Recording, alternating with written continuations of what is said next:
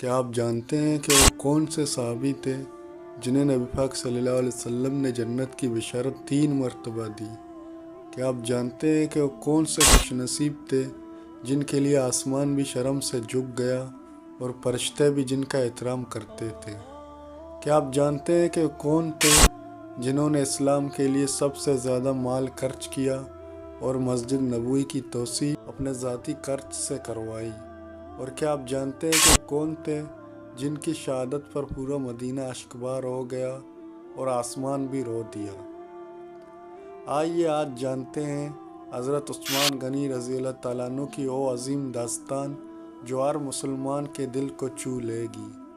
ایک ایسی کہانی جو وفا، سخاوت، حیا اور عشق رسول صلی اللہ علیہ وسلم کی زندہ مثال ہے۔ تو ویڈیو کو آخر تک دیکھیے کیونکہ آج آپ جانیں گے ایک ایسے شہزادے صحابی کی کہانی جو جنت کا شہزادہ کہلایا۔ بسم اللہ الرحمن الرحیم۔ حضرت عثمان بن عفان رضی اللہ تعالیٰ عنہ کا شمار ان جلیل القدر صحابہ کرام میں ہوتا ہے جنہیں نبی اکرم صلی اللہ علیہ وسلم نے جنت کی بشارت دنیا میں ہی دے دی تھی۔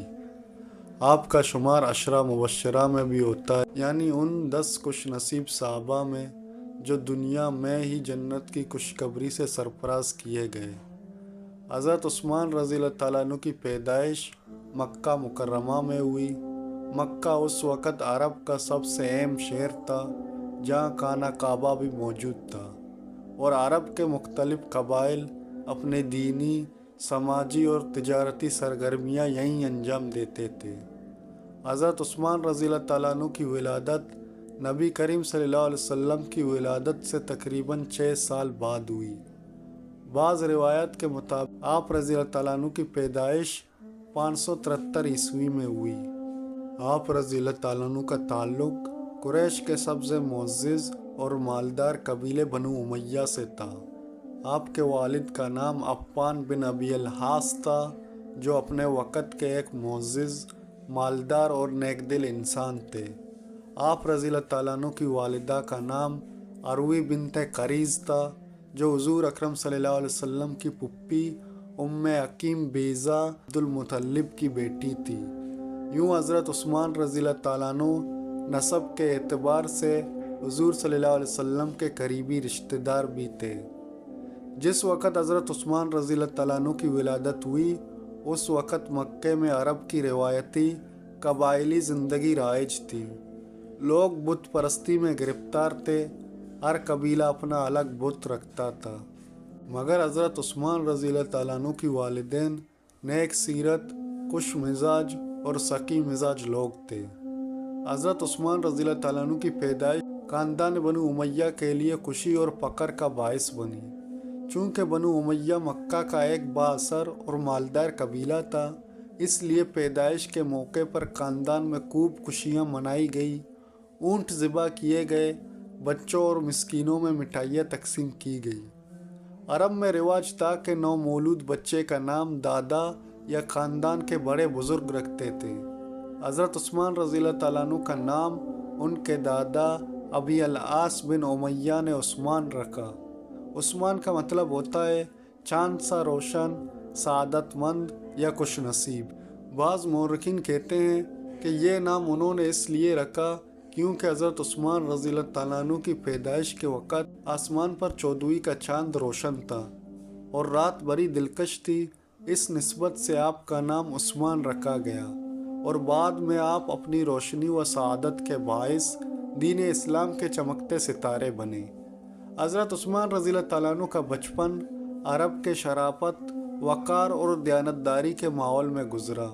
ان کے والد نے انہیں بچپن ہی میں تجارت اور اخلاقی اقدار کی تربیت دینا شروع کر دی تھی۔ آپ رضی اللہ تعالیٰ عنہ کے خاندان میں سخاوت، مہمان نوازی، علم اور شرافت مشہور تھی، اور حضرت عثمان رضی اللہ تعالیٰ عنہ نے بھی انہی صفات کو اپنایا تھا۔ بچپن سے ہی آپ نرم دل، سخی اور خوش اخلاق تھے۔ قبیلے کے تمام لوگ آپ سے محبت کرتے تھے۔ چونکہ حضرت عثمان رضی اللہ تعالیٰ عنہ کا خاندان بنو امیہ قریش کے سب سے مالدار خاندانوں میں سے تھا، اس لیے حضرت عثمان رضی اللہ تعالیٰ عنہ کو بچپن ہی میں خوشحالی اور خوشگوار زندگی میسر آئی، مگر اس مال و دولت نے کبھی آپ رضی اللہ تعالیٰ عنہ کے دل میں غرور پیدا نہ کیا۔ آپ ہمیشہ متواضع، نرم مزاج اور سخی رہے۔ یہی وجہ ہے کہ بعد میں جب اسلام قبول کیا تو ساری دولت اللہ کی راہ میں خرچ کرنے میں بھی پیچھے نہ ہٹے۔ ایک روایت میں آتا ہے کہ حضرت عثمان رضی اللہ تعالیٰ عنہ کی پیدائش کے موقع پر ایک بزرگ نے پیشگوئی کی تھی کہ یہ بچہ بڑا ہو کر قوم کا سردار بنے گا، دین کی خدمت کرے گا اور دنیا و آخرت میں سعادت مند ہوگا۔ یہ الفاظ بعد میں سچ ثابت ہوئے۔ حضرت عثمان رضی اللہ تعالیٰ عنہ کی جوانی کا زمانہ مکہ مکرمہ میں گزرا۔ قریش کے بڑے بڑے سردار اور رئیس مکہ میں بستے تھے۔ حضرت عثمان رضی اللہ تعالیٰ عنہ کی جوانی بے حد باوقار اور شرافت سے بھرپور تھی۔ زمانہ جاہلیت میں جہاں عرب کے نوجوان شراب نوشی، قمار بازی یعنی جوا اور لہو و لعب میں مشغول رہتے، وہاں حضرت عثمان رضی اللہ تعالیٰ عنہ ان تمام لغویات سے بچتے تھے اور بت پرستی سے بھی سخت نفرت کرتے تھے۔ کبھی بتوں کے سامنے سر نہ جھکاتے۔ لوگ آپ کی نرمی، سچائی اور شرافت کی مثالیں دیا کرتے تھے۔ آپ کا مزاج نرم، گفتگو شائستہ اور طبیعت میں دریا دلی تھی۔ حضرت عثمان رضی اللہ تعالیٰ عنہ اپنی جوانی میں نہایت خوبصورت مشہور تھے۔ عرب میں کہا جاتا تھا کہ قریش میں عثمان جیسا کوئی حسین نہیں۔ آپ کی رنگت گندمی، چہرہ روشن اور جسم درمیانے قد کا تھا۔ عرب لڑکیاں اور عورتیں آپ کے حسن کی مثالیں دیا کرتی۔ جوانی میں آپ نے اپنے والد کے انتقال کے بعد تجارت سنبھال لی۔ آپ قریش کے سب سے کامیاب اور امیر تاجروں میں شمار ہونے لگے۔ آپ کا تجارتی کاروبار مکے سے یمن، شام، حبشہ اور بحرین تک پھیلا ہوا تھا۔ حضرت عثمان رضی اللہ تعالیٰ عنہ کی دیانتداری اور ایمانداری کا یہ عالم تھا کہ لوگ اپنے مال اور امانتیں آپ کے پاس رکھواتے اور آپ کی ضمانت پر سودا کرتے۔ جوانی میں حضرت عثمان رضی اللہ تعالیٰ عنہ کی گہری دوستی حضرت ابوبکر صدیق رضی اللہ تعالیٰ عنہ سے ہو گئی تھی۔ دونوں کا مزاج ایک جیسا نرم، شرافت پسند، سچائی کے عاشق اور فضول رسم و رواج سے نفرت کرنے والا تھا۔ دونوں اکثر مکہ کی گلیوں میں گھوما کرتے اور جاہلی رسم و رواج پر تنقید کیا کرتے۔ جب عرب کے نوجوان قمار بازی، شراب نوشی، گانا بجانا اور لہو و لعب میں مصروف ہوتے، حضرت عثمان رضی اللہ تعالیٰ عنہ ان سب سے ہمیشہ دور رہتے۔ وہ کہتے، میں نے کبھی شراب کو ہاتھ نہیں لگایا، نہ کبھی بت کے آگے سر جھکایا اور نہ ہی جاہلی رسم و رواج میں حصہ لیا۔ جوانی ہی میں حضرت عثمان رضی اللہ تعالیٰ عنہ کی سخاوت مشہور ہو گئی تھی۔ مسافر، غریب، یتیم جب بھی ان کے دروازے پر آتے، خالی ہاتھ نہ لوٹتے۔ عرب میں مشہور تھا کہ عثمان کی جولی سے کبھی کوئی مانگنے والا خالی نہیں گیا۔ حضرت عثمان رضی اللہ تعالیٰ عنہ بچپن سے ہی دل میں یہ سوچتے تھے کہ آخر یہ بے جان پتھر کے بت انسان کو کیا فائدہ پہنچا سکتے ہیں۔ ان کا دل ہمیشہ ایک سچے خدا کی تلاش میں رہتا۔ وہ اکثر مکے کے پہاڑوں پر جا کر تنہائی میں اللہ کو یاد کرتے اور دعا کرتے، یا اللہ مجھے سچائی اور ہدایت عطا فرما۔ روایات میں آتا ہے کہ جوانی میں ایک رات حضرت عثمان رضی اللہ تعالیٰ عنہ نے خواب دیکھا کہ آسمان سے چاند اتر کر ان کی جولی میں آ گرا۔ صبح حضرت ابوبکر رضی اللہ تعالیٰ عنہ سے ذکر کیا تو انہوں نے فرمایا، اے عثمان، تم بہت جلد اللہ کے نبی پر ایمان لاؤ گے اور ان کے ساتھ جنت میں جاؤ گے۔ یہ خواب ان کی زندگی کا ٹرننگ پوائنٹ تھا اور وہ مزید دل سے بت پرستی اور جاہلی رسم و رواج سے نفرت کرنے لگے۔ ایک دن جب اسلام کی دعوت مکہ مکرمہ میں خفیہ طور پر دی جا رہی تھی، حضرت ابوبکر صدیق رضی اللہ تعالیٰ عنہ جو ان کے قریبی دوست تھے، حضرت عثمان رضی اللہ تعالیٰ عنہ کے پاس آئے اور انہیں رسول صلی اللہ علیہ وسلم کی نبوت اور دین اسلام کی دعوت دی۔ جب حضرت ابوبکر صدیق رضی اللہ تعالیٰ عنہ نے اسلام کا پیغام سنایا تو حضرت عثمان رضی اللہ تعالیٰ عنہ بہت متاثر ہوئے اور کہا، چلو مجھے بھی محمد صلی اللہ علیہ وسلم کے پاس لے چلو۔ حضرت ابوبکر رضی اللہ تعالیٰ عنہ انہیں رسول صلی اللہ علیہ وسلم کی خدمت میں لے گئے۔ نبی اکرم صلی اللہ علیہ وسلم نے اللہ کی وحدانیت، اپنی نبوت اور دین کی حقانیت بیان فرمائی۔ حضرت عثمان رضی اللہ تعالیٰ عنہ کے دل میں فوراً سچائی گھر کر گئی۔ اسی وقت حضرت عثمان رضی اللہ تعالیٰ عنہ نے ایمان قبول کیا اور زبان سے کلمہ پڑھا، اشہد ان لا الہ الا اللہ و اشہد ان محمدن رسول اللہ۔ یوں وہ ابتدائی دنوں میں اسلام قبول کرنے والے خوش نصیب صحابہ میں شامل ہو گئے۔ حضرت عثمان رضی اللہ تعالیٰ عنہ اسلام قبول کرنے والے چوتھے شخص تھے۔ حضرت عمر بن خطاب رضی اللہ تعالیٰ عنہ کے شہید ہونے کے بعد 23 ہجری میں مسلمانوں نے نئی خلیفے کے انتخاب کے لیے مشورہ کیا۔ حضرت عمر رضی اللہ تعالیٰ عنہ نے وفات سے پہلے 6 ممتاز صحابہ کی شورا بنائی کہ میرے بعد ان میں سے کسی ایک کو خلیفہ بنایا جائے۔ ان میں یہ صحابہ شامل تھے: حضرت علی رضی اللہ تعالیٰ عنہ، حضرت عثمان رضی اللہ تعالیٰ عنہ، حضرت طلحہ رضی اللہ تعالیٰ عنہ، حضرت زبیر رضی اللہ تعالیٰ عنہ، حضرت سعد بن ابی وقاص رضی اللہ تعالیٰ عنہ، حضرت عبد الرحمن بن عوف رضی اللہ تعالیٰ عنہ۔ حضرت عبد الرحمن بن عوف رضی اللہ تعالیٰ عنہ نے ان تمام سے اور مدینہ کے عوام مسلمانوں سے رائے مشورہ کیا۔ آخر میں اکثریت کی رائے حضرت عثمان بن عفان رضی اللہ تعالیٰ عنہ کے حق میں آئی۔ یوں 23 ہجری میں حضرت عثمان رضی اللہ تعالیٰ عنہ مسلمانوں کے تیسرے خلیفہ منتخب ہوئے۔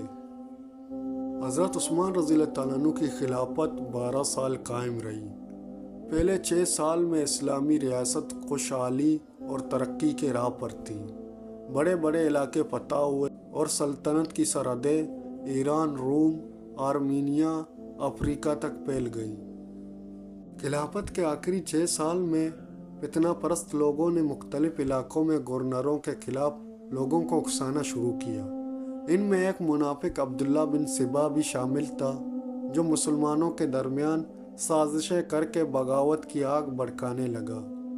حضرت عثمان رضی اللہ تعالیٰ عنہ نے مسلمانوں کے درمیان خون ریزی نہ ہونے دی، نرم مزاجی سے مسئلہ حل کرنے کی کوشش کی، مگر باغیوں نے 35 ہجری میں مدینہ آ کر حضرت عثمان رضی اللہ تعالیٰ عنہ کے گھر کا محاصرہ کیا۔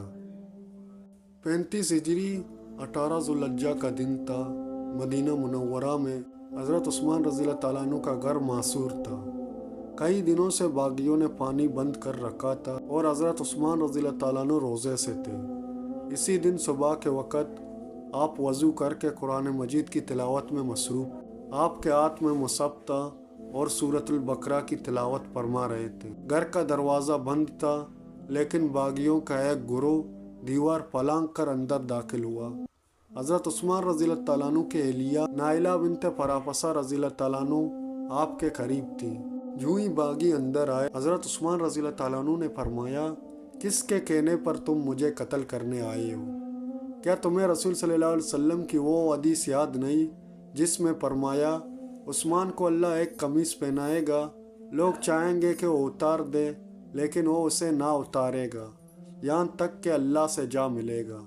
باغیوں نے کوئی جواب نہ دیا۔ پھر ان میں سے ایک شقی اللقب بدبخت جس کا نام سودا بن ران تھا آگے بڑھا اور حضرت عثمان رضی اللہ تعالیٰ عنہ کے سر اقدس پر تلوار کا پہلا وار کیا۔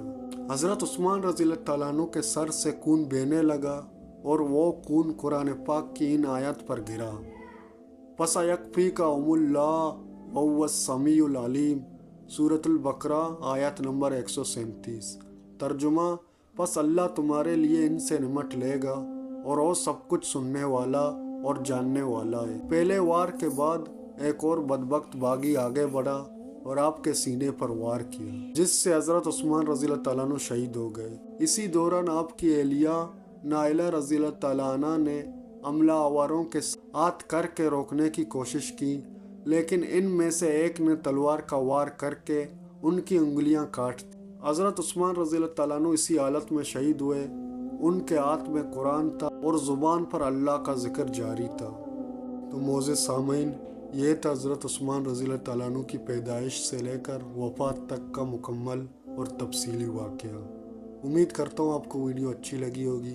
اگر ویڈیو اچھی لگی تو چینل کو سبسکرائب کریں، ویڈیو کو لائک کریں اور بیل آئیکن پر کلک کریں تاکہ ہماری اسلامی واقعات کی ویڈیوز بر وقت آپ تک پہنچ سکے۔ ملتے اگلی ویڈیو میں، تب تک کے لیے اللہ حافظ۔